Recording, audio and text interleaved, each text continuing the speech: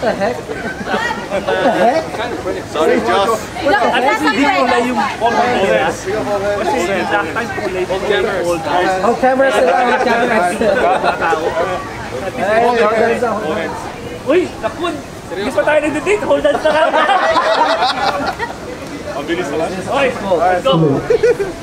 Lord, thank you for this day. Thank you for the sun. Thank you for the stars. Thank you for both. Amen. And amen. Amen? Amen! Ganun lang yun.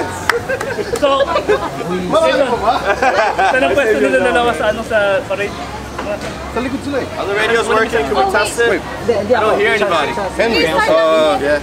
You'll be by over there. Doon ka sa So, pagkatapos namin. Picture hill. I know.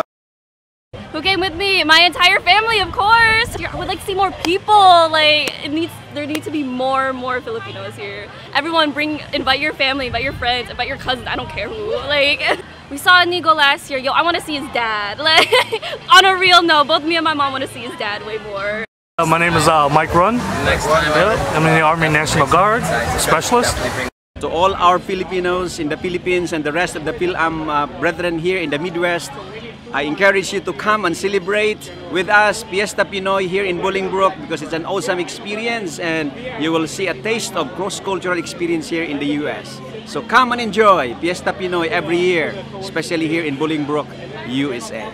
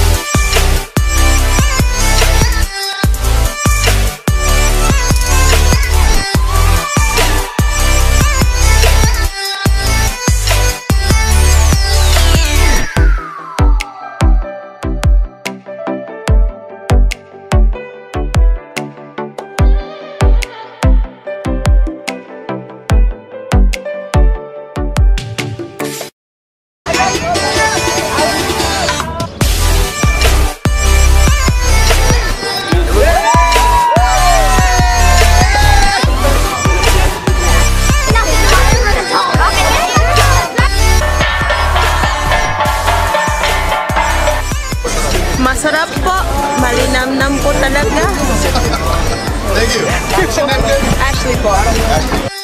There we go, rolling. 1, 2, 3. Hey, Megan. Megan!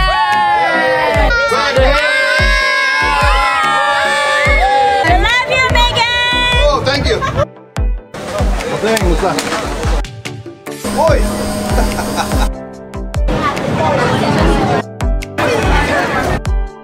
Hello, Philippines!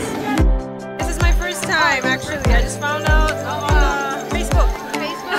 Right. There's not a lot of places or a lot of events where it's Filipino events. I haven't seen this much Filipinos together in one place. So what's your favorite food? Chicken adobo.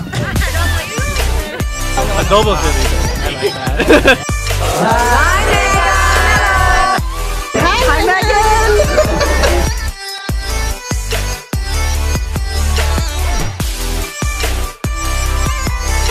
I made it.